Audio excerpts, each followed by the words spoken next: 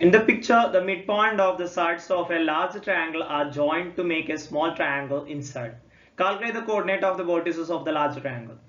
ചിത്രത്തിലെ വലിയ ത്രികോണത്തിന്റെ വശങ്ങളുടെ മധ്യബിന്ദുക്കൾ യോജിപ്പിച്ചാണ് അതിനുള്ളിലെ ചെറിയ ത്രികോണം വരച്ചിരിക്കുന്നത്. വലിയ ത്രികോണത്തിന്റെ മൂലകളുടെ എല്ലാം സൂചക സംഖ്യകൾ കാണുക. ഇവിടെ ക്വസ്റ്റ്യനിൽ കറക്റ്റ് പറയുന്നുണ്ട്, ഈ ഉള്ളിൽ വരച്ചിട്ടുള്ള ഈ പച്ച ത്രികോണം എന്ന് പറയുന്നത് മിഡ് പോയിന്റുകൾ ജോയിൻ ചെയ്തിട്ടാണ് വരച്ചിട്ടുള്ളത്, അഥവാ മധ്യബിന്ദുക്കൾ യോജിപ്പിച്ചിട്ടാണ് വരച്ചിട്ടുള്ളത്. നമ്മൾ 9ാം ക്ലാസ്സിൽ പഠിക്കുന്നുണ്ട്, നമ്മൾ ഒരു ത്രികോണത്തിന്റെ രണ്ട് വശങ്ങളുടെ മധ്യബിന്ദുക്കൾ യോജിപ്പിച്ചാൽ അത് മൂന്നാമത്തെ വശത്തിന് സമാന്തരമായിരിക്കും. അപ്പൊ ഈ ലൈന് ഞാൻ ഇവിടെ ഒരു പേര് കൊടുക്കാം. അപ്പൊ നോക്കുമ്പോ ഈ ഡി എഫ് എന്ന് പറയുന്ന ലൈന് എ ഇ എന്ന് പറയുന്ന ലൈനിന് പാരലൽ ആണ്. അതേപോലെ തന്നെ ഇ എഫ് എന്ന് പറയുന്ന ലൈന് എ ഡി എന്ന് പറയുന്ന ലൈനും പാരലൽ ആണ്. കാരണം മിഡ് പോയിന്റുകൾ യോജിപ്പിക്കുന്നത് മൂന്നാമത്തെ വശത്തിന് സമാന്തരമായിരിക്കും. അപ്പൊ ഈ ഡി എഫ് എന്ന് പറയുന്ന ലൈന് എ ബി സി എന്ന് പറയുന്ന ത്രികോണത്തിലെ എ ബിക്ക് സമാന്തരമായിരിക്കും. അങ്ങനെയാണെന്നുണ്ടെങ്കിൽ എക്കും സമാന്തരമായിരിക്കും.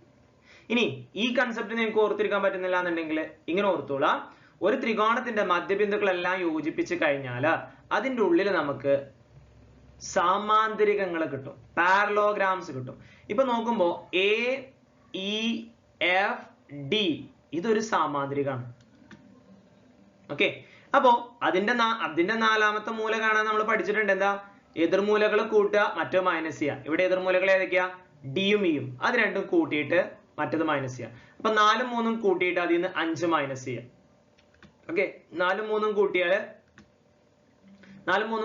7 കിട്ടും. 7ന്ന് 5 പോയാൽ 2 കിട്ടും. y കാണാൻ വൈകൾ തമ്മിൽ 3ഉം 2ഉം കൂട്ടിയിട്ട് അതിൽ നിന്ന് 4 കുറക്കുക. 3ഉം 2ഉം 5 കിട്ടും. 5ന്ന് 4 പോയാൽ 1 കിട്ടും. അപ്പൊ എയുടെ സൂചക സംഖ്യ കിട്ടിയ എത്രയാ? 2, 1. ഇനി അടുത്ത സാമാന്തരിക എടുക്കാം. E B F D. E B F D ഇതിന്റെ എതിർമൂലകൾ ഏതൊക്കെയാ? ഇയും എഫ് ആണ് എതിർമൂലകൾ.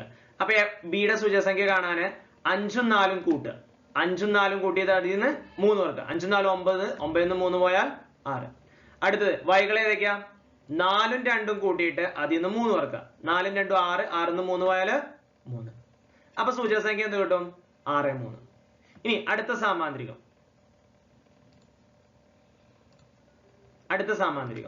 അടുത്തത് എഫ് സി ഡി ഇ